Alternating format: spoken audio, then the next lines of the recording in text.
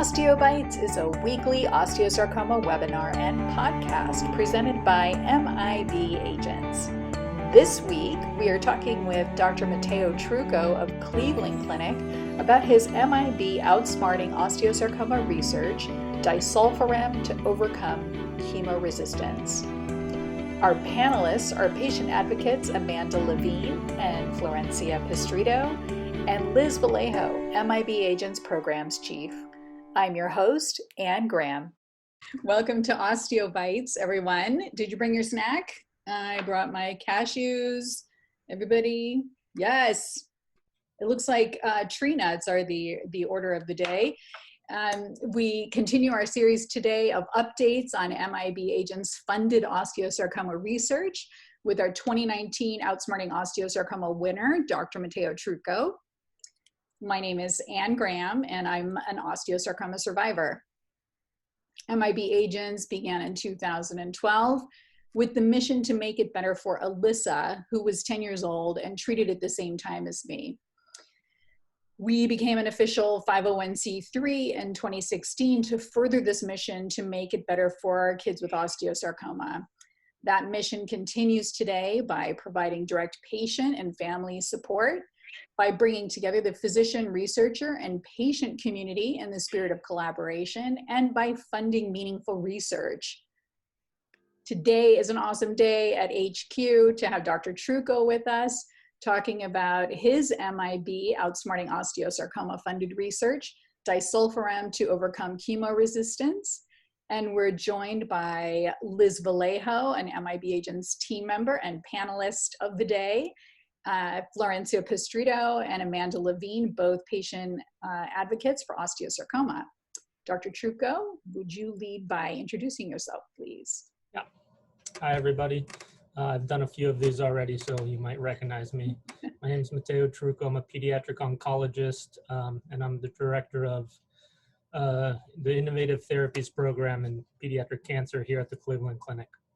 And it's been an honor collaborating with Anne on MIB Agents with the Factor Conference, and I was honored to actually be awarded the Outsmarting Osteosarcoma award a couple years ago. And today I get to share some of the work we've been doing on that. My name is Florencia. I am an osteosarcoma survivor, and I am the administrator also of the Facebook group. It's a support group that is for patients, carers, and family of osteosarcoma patients. Hi, I'm Amanda. I am the administrator of the closed group on Facebook for OS survivors and caregivers and patients and families that have lost their loved ones. I was diagnosed with OS in 1987. I've been through a year of chemo and a million surgeries, and I'm here now for everyone with ALS. But thank you to MIB and to Anne, Dr. Trucco, Liz. It's great to see you, and Florencia, you too. Hi everyone, I'm Liz Vallejo. I work with MIB since my son Ian was diagnosed with osteosarcoma in 2016. And my current role is to help with the programs within MIB. So thank you so much, Anne, for having me here today. Thanks all for being here. Dr. Trucco? So thank you again for letting me share the work we're doing. And, you know, those who have been working with MIB Agents and attending the Factor Conference have actually kind of witnessed this project from a little more than some scribbles on a notepad all the way to now where we're getting close to opening the trial. And it's certainly evolved from the first concept, even from the concept proposed to for the Outsmarting Osteosarcoma award. But I think it's evolved into a much better trial, and feedback I've gotten from a lot of other researchers, they concur that it seems to be a much more robust and a much more interesting trial the way it's evolved. So as many of you guys know, I've been working with MIB agents and factors since 2016. I'm also on the board, and Disulfiram is an FDA-approved drug, but it is not FDA-approved for cancer, and specifically not for osteosarcoma. But this clinical trial hopefully will help answer whether or not it should be. So again, a couple years ago, MIB agents and the factor community awarded me the $100,000 Outsmarting Osteosarcoma grant. I was at the University of Miami at that time and have since moved, which also kind of added some challenges to things, but I think we're back on track. You know, this all started, I told people not very romantically, it was just me staring at a whiteboard and thinking about what we could do to move the needle forward in osteosarcoma. And, you know, based on some of the work I did back in fellowship when I was in David Loeb's lab at Johns Hopkins, we were studying, you know, mechanisms of resistance in cancer cells, sarcoma cells, and what markers could be used to find those resistant cells. And we actually wrote this paper together about so-called sarcoma stem cells, which are this subpopulation of the cancer that seems to be resistant to chemotherapy, among other features. And one way of identifying that population, or at least enriching for that population, is looking at the cells that express high levels of an enzyme called Aldehyde dehydrogenase. And it just so happens Dave had done work on this in Ewing sarcoma. There's some other groups that had worked on it in osteosarcoma, also in rhabdomyosarcoma. They've kind of found the same enzyme being expressed at high levels in the cells that seem most resistant and possibly the ones to blame for metastases and relapses. And there's this whole kind of cancer stem cell hypothesis as to whether or not there are these unique cells within a cancer that act the way stem cells do in normal tissue, that they just kind of lay low and then give rise to new tissue when needed. So that would be kind of this model over here. In contrast, some other people say, listen, if you're just treating cancer cells due to the way cancer cells are, they're going to evolve, they're going to adapt, and so you'll develop resistant cells. Whether it's one model, the other, a hybrid of both, it really doesn't matter. The problem that we face is with metastases and relapses is cancer cells that are resistant to the current therapies we have. So while we're actively trying to find new and better therapies, my project was aiming at, let's find a way to overcome the resistance that these cells have. And it just so happens that when you look at aldehyde dehydrogenase, it's an enzyme, and enzymes do things.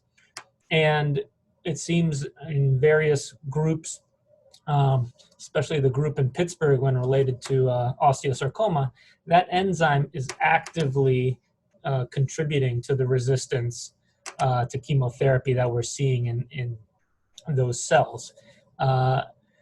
How exactly it does that is being teased out, but it's not just a marker that happens to be there. It's actively playing a role in that resistance. And so that's where I kind of got the idea, and others have similarly gotten the idea that targeting it might be a way of overcoming the resistance we see in chemo.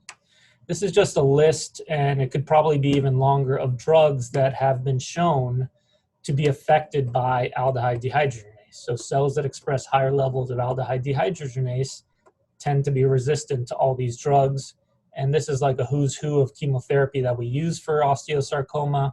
Here's some other drugs, some other classes of drugs that also seem affected. And here's a paper, again, by Kurt Weiss and his colleagues in Pittsburgh, that were actually looking at rapamycin and how it affects the aldehyde dehydrogenase activity in osteosarcoma. And that fit in nicely with a paper that me and Dave had published on a clinical trial using a derivative of rapamycin, temsirolimus, in an early attempt to overcome the resistance we were seeing in relapse sarcomas. And so we kind of were just playing with temsirolimus, thinking that the mTOR pathway was important, and using the aldehyde dehydrogenase as a marker of stem cells and just seeing if somehow mTOR would sensitize the stem cells to the chemotherapy. And only later did we kind of realize, oh wait, based on Kurt's work, rapamycin may be actually targeting that enzyme that we thought was so important. And so it was nice to see that, you know, these two projects kind of, the story evolved together. And the trial was actually over long before we published it. So actually, I think Kurt's paper came out along the time that we were wrapping up the study. So aldehyde dehydrogenase, it's an enzyme, it's in our body. It's part of the pathway that our liver uses to metabolize alcohol. So here's alcohol, you have a beer or something, alcohol dehydrogenase converts it to an aldehyde, then aldehyde dehydrogenase converts it to acetate, and then that is processed by your liver and cleared from the body. So there's this medicine, disulfiram, which is commercially known as Antabuse, that was developed as a drug to give to people suffering from alcoholism, wherein that if they take this medicine every day, they're fine unless they fall off the wagon and they drink alcohol, at which point they can't break it down anymore. And if aldehydes kind of build up in your body because you block this enzyme, it can make you extremely sick. And in fact, if someone taking Antabuse has an alcoholic drink, they get flushed, they get nauseous, they get dizzy. It's a pretty dramatic reaction. And there are actually some people that lack this enzyme naturally, and if they have alcohol, it's a little more prevalent in Asian communities, and it's this kind of stereotypical red and sweaty and just getting flushed and sick. So what we were thinking of is, instead of trying to get around it by blocking mTOR with rapamycin or temsirolimus, why not just use the drug that directly blocks that enzyme and see if that potentiates the sensitivity of these drugs, these cells, to the chemotherapy. And there's a bunch of theories on how it plays this role. You know, in this top little drawing, in cancer cells, as they keep dividing and dividing, it causes more and more aldehydes, which the cells increase the aldehyde dehydrogenase, converting it to acids, which are less toxic to them, and hence preventing the DNA damage and oxidative stress that would kill the cells. If, again, theoretically, if you block the aldehyde dehydrogenase, you get more of these aldehydes. These aldehydes are toxic to DNA. They'll create more DNA damage. They'll lead to more oxidative stress, more reactive oxygen species, just this vicious cycle, which would eventually kill the cancer cells. So that's the theory. There's a lot of other pathways that disulfiram has been shown to play a role in. It affects the pumps that have been blamed for pumping chemotherapy out of the cell, so it doesn't have its effect. It can affect P53, which Josh Schiffman will talk about next week. And it has an effect on other mechanisms for creating resistance to therapy and survival for cancer cells. And so if we can block them, it may work in a variety of different ways.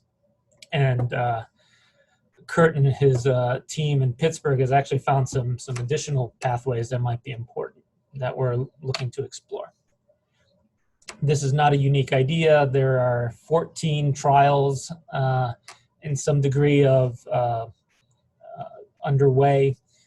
looking at disulfiram in various cancers, breast cancer, brain cancers, several, none of them yet in sarcomas. And, again, a lot of these are all coming from Kurt's lab, and others though, looking at disulfiram in osteosarcoma in the lab, seeing whether or not it has an effect. And it does show to be toxic to the osteosarcoma cells. This is another one of the papers where, if you can look here, the more disulfiram you give, the less cancer cell growth you see in the Petri dish as you move from left to right. So our trial actually went through a lot of evolutions. Sorry that this is cut off. Initially, we thought, okay, let's just focus on adult patients. Let's just have two different cohorts with the plan to open up a trial for younger patients later on. Initially, we were going to do gemcitabine docetaxel because it seemed like the best combination to apply to a bunch of different sarcomas, not just osteosarcoma. Then, actually, it was with the outsmarting osteosarcoma trial that, award that Pete Anderson suggested maybe incorporating continuous infusion ifosfamide to kind of help focus it on osteosarcoma patients and some other sarcoma patients. And then it went from kind of like a phase 2 trial in older patients and back and forth. So this was the original, actually this was the second design of the trial, including gemcitabine docetaxel, and continuous infusion ifosfamide. It was going to be in patients 12 years and older, and then with the intention to eventually open a trial or a cohort for younger patients. What's kind of evolved from that is that, well, gemcitabine docetaxel's been shown to be less and less appealing to some of the other sarcomas, and it's usually third line for osteosarcoma. The continuous infusion ifosfamide, while still interesting for osteosarcoma, and some people are starting to favor this method of administering ifosfamide, it's not widely accepted. The reason we went with the 14-day was we wanted to try to minimize some of the toxicities that might be enhanced by disulfiram. And that really applies to osteosarcoma. It doesn't apply to Ewing sarcoma, and it might not even apply to a lot of the rhabdomyosarcoma. So you kind of be focusing the amount of patients for whom this backbone would be helpful. And so eventually I ended up moving here to the Cleveland Clinic. And what I came to realize is both here and in a lot of other sites, they're using a lot of Doxil, which is a liposomal doxorubicin.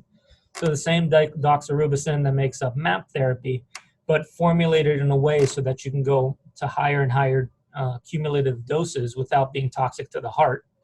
The side effects are also generally milder than doxorubicin. And it just so happens Doxil is the drug that we combined with temsirolimus many years ago in that clinical trial that I discussed earlier. So it seemed like a logical evolution of that temsirolimus Doxil trial would be disulfiram with Doxil. This also fits in nicely with the work of Kurt Weiss in Pittsburgh studying doxorubicin and disulfiram in osteosarcoma. And we were actually approached, both Kurt and I, by Stephen Marcus, who's the CEO of a company called Cantex, who is developing disulfiram and has already done a couple of clinical trials in brain tumors using disulfiram combined with chemotherapy. And he wanted to help us develop a clinical trial testing this in osteosarcoma and other sarcomas. And, I thought, and I think my collaborators agreed, that liposomal doxorubicin would be a great drug to combine it with. And we see a lot of relapsed sarcoma patients, and we have a lot of them on Doxil, and other sites are doing that too. So it seemed like a good choice of something we would probably be offering patients anyway. And with the preclinical data we have, there's a good chance that disulfiram might help the Doxil work even better at targeting those resistant cells. So the way we have it designed is you'd give disulfiram, and there's also some evidence that giving it with copper is important, because copper, when it's absorbed in the body, it binds with copper, and that makes the drug even more active. And there's also some theories out there that maybe disulfiram's, the way it's working is actually transporting the copper into the cancer cells, potentially. So we're looking at answering that question too with this trial. But anyway, the patients will take disulfiram and copper for a week. And then we'll start to kind of load the patient. And then we'll keep doing disulfiram every day, but we'll give Doxil every few weeks. And then after 2 cycles, we'll do scans, and we do want to build in, if safe, and kind of required for patients 18 and up, optional for patients 18 and younger, core needle biopsies of the tumor, so that we can better understand who is responding to this, why are they responding, who's not responding, why are they not responding. And the only way we can do that is by looking at the tumor tissue.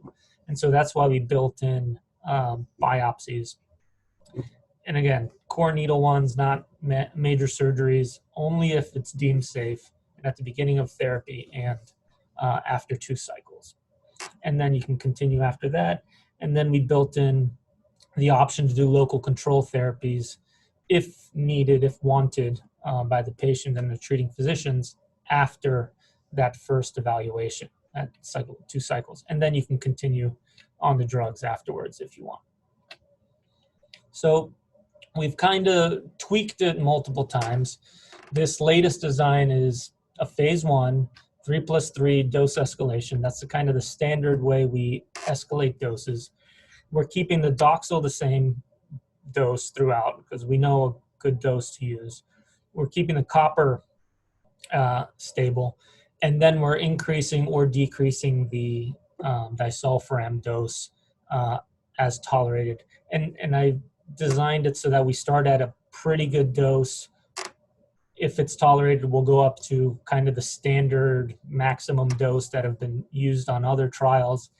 If it's too toxic, we step down 1 step, but it's still a dose that we think would work pretty well on that enzyme, based on the years and years of experience we have with alcoholism using this drug. So it's open for all relapsed sarcomas, not just osteosarcoma, though I think we'll get a lot of osteosarcoma patients interested. We need to make sure we don't hurt patients, so especially their liver has to be working well, their kidneys, other organs. Right now, disulfiram is only available in a pill, as is the copper. As I said, they have to be willing to have the tumor biopsies, and then they have to abstain from alcohol unless they want to make themselves very, very sick. Fortunately, most of the kids are not drinking alcohol. Adults, it's a sacrifice they're going to have to make. Disulfiram seems to be working in a variety of different ways. And with a lot of the trials in past years that have failed, not only is it bad that they failed, but we also don't know why they failed. And so that's why something like building in some of the blood tests and the biopsies is so important, because I don't expect this drug to be a miracle cure and cure everybody. But I do think some patients probably will be helped by this. And the key thing is being able to identify who those patients are and understand better why they were the ones that responded. And the only way to do that is to get the tumor tissue before and after therapy and see what changed and try to gather a little bit better what mechanism disulfiram is how it's working. And a question that comes up a lot is that if disulfiram increases the toxicity to the cancer cells, won't it increase the toxicity to normal cells?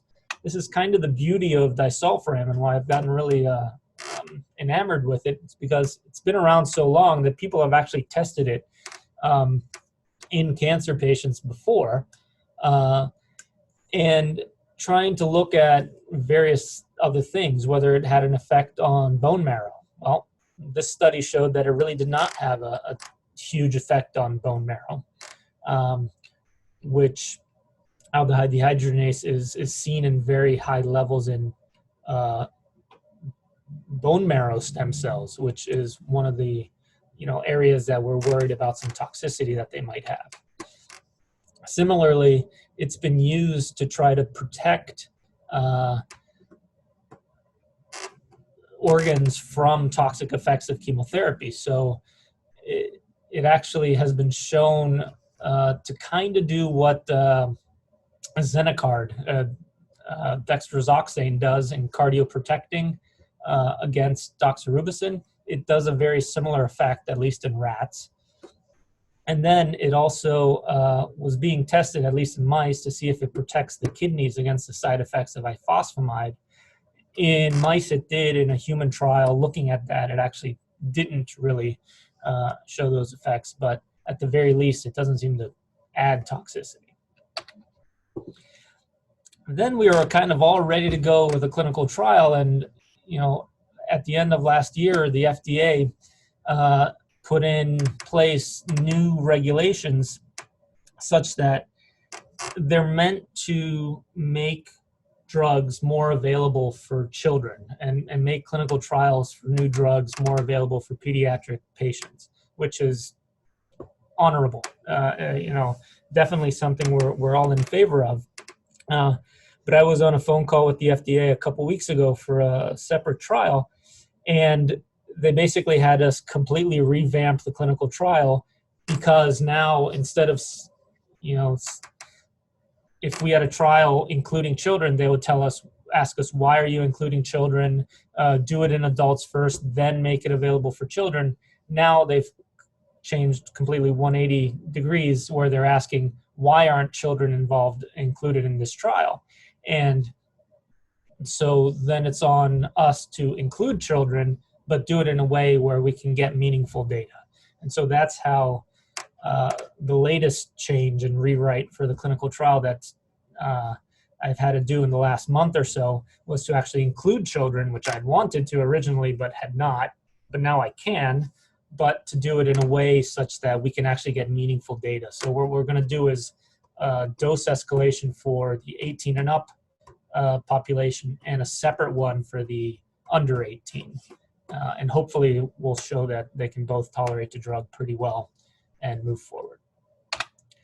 So again, this is not the sexy part of cancer research. This is paperwork, this is rewrites, this is bureaucracy.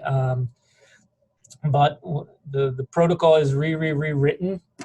We just have some of the research aspects to add to it. We've re-secured funding with my move from Miami to Cleveland. We lost some funding, which had to stay at the prior institution, but fortunately we've applied for another grant and kind of got that money back, so to speak. And an MIB Agents was able to transfer the money to us. Cantex Pharmaceuticals, again, has expressed their interest in supporting us and providing the drug, which is awesome. I've had the pleasure of teaming up with Dr. Weiss in his lab, and I'm very happy to get him a lot of these tumor samples to really understand what exactly is happening in these tumors treated with disulfiram. And honestly, it was a beautiful thing because we were kind of working in parallel, neither of us really aware of each other's work. And I think it was due to some tweets from the Factor conference when I presented this work that he caught wind of what we were doing, and that grew into this collaboration. We're going to do some analyses of drug levels, which we can do here at the clinic. This whole COVID thing has kind of derailed some things also because, for instance, a lot of the labs aren't considered essential workers, and so they've been on hold, but we're slowly reopening, so we'll be able to do that. And again, the protocol is like 99% written, and we should be submitting it soon to the FDA. And so sometime later this year, again, the FDA is kind of also burdened with a lot of the COVID stuff, as are the IRBs, but we hope to be able to wade through that and get this trial up and running pretty soon. With that, I'd like to thank Kurt, his great ideas and support. Stephen Marcus, again, it was a kind of a phone call and email out of the blue, really, helped push this along and makes life a lot easier when you have a pharmaceutical company providing you the drug. Dave Loeb, who's been a mentor for me for years, Damon Reed, has also been very supportive of this drug and is looking to expand it after we do this phase of the clinical trial to really take it and expand it nationally once we have some data. Dr. Anderson's keeps asking me, when is this trial ready? I have patience for it. I was like, we're getting there. And then other collaborators here at the clinic that are going to be helping do some of those laboratory specimen collections and pharmacokinetics. And all of the funding agencies that have supported this work. MIB Agents is for sure, they've been supporting since the onset of this idea. Sebastian Strong, Cantex is on board, Women's Cancer Association Miami, and most recently Velosano Kids here out of the Cleveland Clinic just awarded us some money for this. With that, I thank you all, and I'd love to answer any questions you might have. So looking at where the funding came from, I don't know that many people understand. I know I didn't before I had MIB and we started funding research. I didn't realize how much funding did not come from the government and how much funding did come from private organizations. Can you talk about the impact that grants like MIB and Sebastian Strong and small nonprofits have on research? Certainly. I mean, I can tell you a project like this simply would not happen without the support of foundations like MIB Agents and the other ones I mentioned, because it's truly taking something in its infancy. It's a little more than an idea. Sure, there's data to back it up, but it's not like this huge amount of data that is what is required for some of the government-sponsored grants. And if we could spend our time developing all that data so that we can apply for the government-funded grants, sure, but that would take years and years and years. You think things are going slow with developing the trial now, that would take even longer. And on top of that, even if you develop all that data, you submit it and they're funding like only the top 9% of clinical of research. And that's not even clinical trials, and that's not even pediatric. And so, but foundations like MIB Agents, like Sebastian Strong, like Velosano Kids, even Alex's Lemonade Stand, St. Baldrick's, all these foundations, their focus, the fact that they're focusing on pediatrics helps immensely, or focusing on osteosarcoma, these rarer tumors.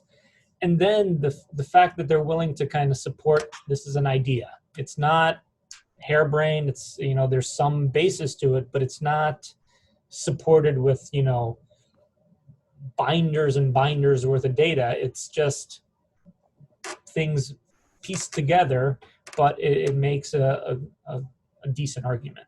And so without foundations like MIB Agents and the other ones, this kind of research could not happen, simply put. Right. Amazing. If anybody has any questions, you can sort of raise your hand or write a question in the chat box, and we'll ask it for you. It doesn't seem like there's been a lot of adverse reactions except for alcohol, right? Unless you're drinking alcohol. Am I missing something? So, I mean, this drug's been around for 60 plus years. And if you, do a search for disulfiram toxicity or something like that, there are, rare bad side effects. They are extremely rare. It can hurt the liver. Again, if you're talking about alcoholics, their livers tend not to be so great. So there's certainly, the water's a little muddied. In pediatrics, a lot of the only data we have in disulfiram is for kids who get into their parents' drugs and, overdose on disulfiram. The vast majority of those, they do fine unless they're taking like massive doses, like several fold higher than what we would come anywhere close to in our trial. And then it can have very profound toxicities. But at the doses we're using, it's an extremely safe drug. Again, most people people using it for alcoholism, they just don't even notice unless they drink alcohol. And in the trials that have been done, mostly in like adult brain tumors, it's a little hard to piece out what exactly is due to the disulfiram versus the other chemo.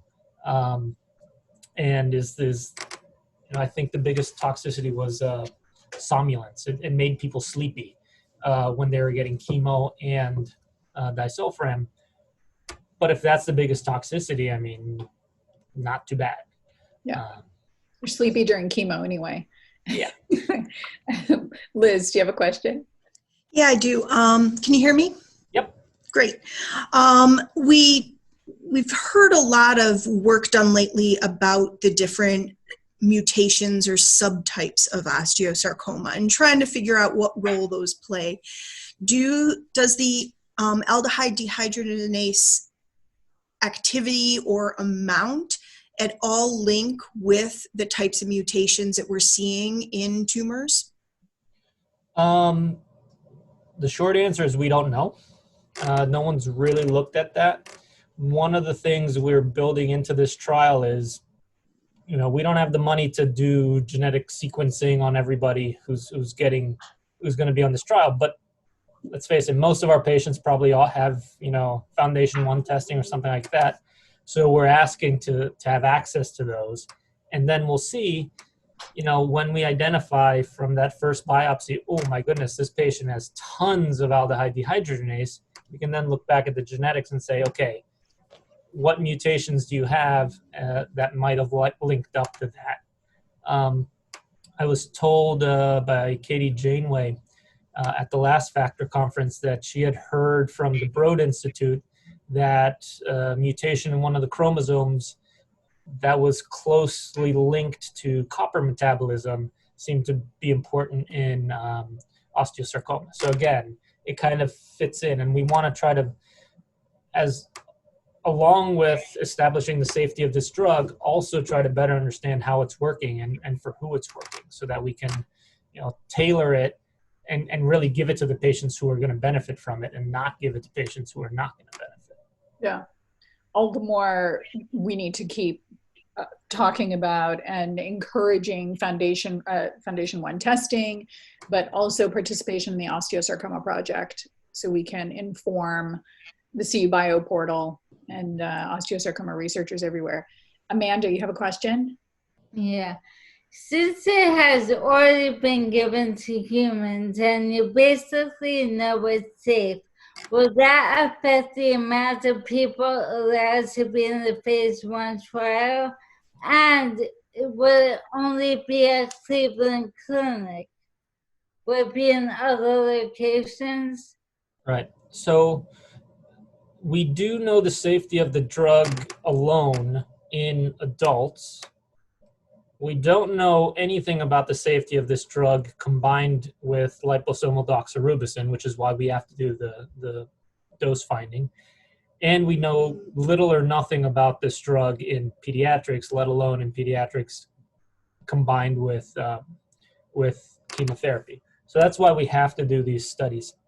The typical approach for the phase 1 is enrolling 3 patients at once, making sure they're safe. If it's safe, increasing the dose. If it's not safe, decreasing the dose to try to find a dose that's safe. I've designed this in a way to try to minimize the amount of patients, in a sense, like we want to get the answer of what's the safe dose as fast as possible to then expand it beyond the Cleveland Clinic and nationally with the right dose. And so right now I envision this trial as maybe having potentially as little as 6 patients and we figure it out, or 12 to 18. It shouldn't take a ton of patients to get this answered, and then hope to kind of very quickly translate it into a phase 2 where that could be expanded to multiple institutions. Okay, thank you. Cool. Florencia?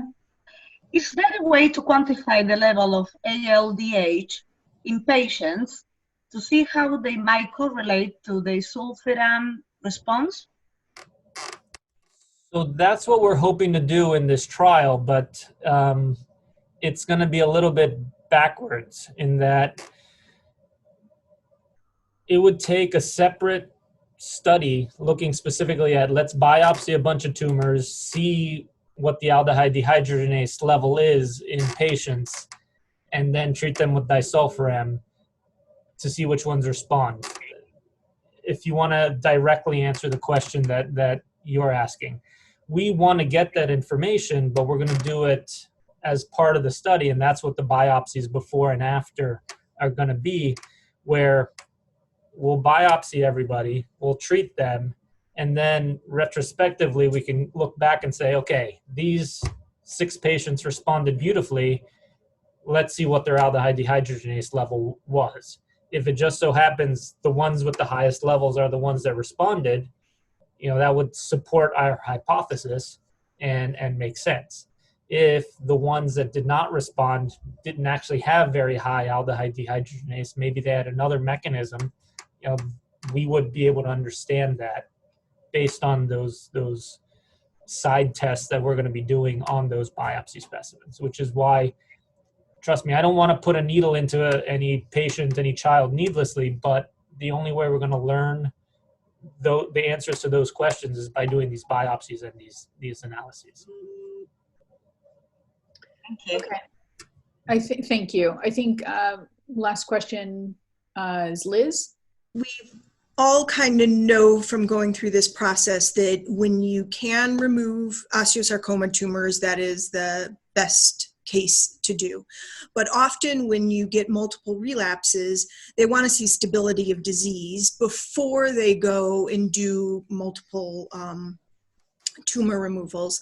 So my question is, with this trial, if they do a biopsy kind of in the beginning and then they do part of the trial, could one of the later biopsies actually be tumor removal at that point if stability of disease is achieved? Yeah, most clinical trials have this need for measurable disease as part of it, because you want to, if you're measuring if the treatment works, you have to have something to follow. The way I've built it, especially because it's the phase 1 and it's really just about safety, is let's get through those first 2 cycles. Let's do the scans. That'll give us the information about, are you responding? And then that second biopsy could actually be surgical removal of the tumor. Awesome. I'm wearing my oncologist hat as I'm designing this trial of what would make me want to put my patients on this? What would make me happy in treatment? And so after those first 2 cycles, any surgery, radiation even, is permitted in a safe way, and then they can continue on the trial if we think they're benefiting from it. Fantastic. Thank you. Mm-hmm. Cool. Okay, that was really cool. Amazing. Thank you, Dr. Trucco, for wearing your oncologist hat while designing a trial, especially. We like to hear that. And as always, for your service to MIB agents and osteosarcoma kids everywhere. Next week, we have Dr. Joshua Schiffman of Huntsman Cancer Institute, who'll be with us talking about his MIB-funded research, which is EP-loaded nanoparticles for osteosarcoma, otherwise known as how elephants are helping osteosarcoma kids. You kind of don't want to miss that. It's pretty exciting. In the meantime, if you can help outsmart osteosarcoma with MIB agents, please do. During this time, our donations have dropped and we really need your help. If you would consider donating via link provided after this presentation, we will be grateful indeed and promise to use it for good. And thank you for using your powers for good. This video and podcast and all the versions of this and all OsteoBite sessions are available on our website by clicking the blue bar at the top of the page at mibagents.org. We're now available on all podcast platforms. Thank you for joining us today, especially thanks to our guests, Dr. Trucco, Amanda, Florencia, and Liz. Stay safe, everyone. If MIB agents can be of help to you, please let us know. Together, we make it better for kids with osteosarcoma. Thanks again for being here.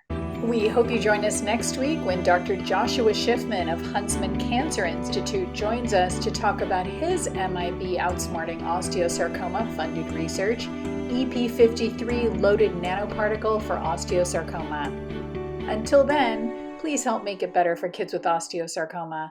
Visit our website at mibagents.org.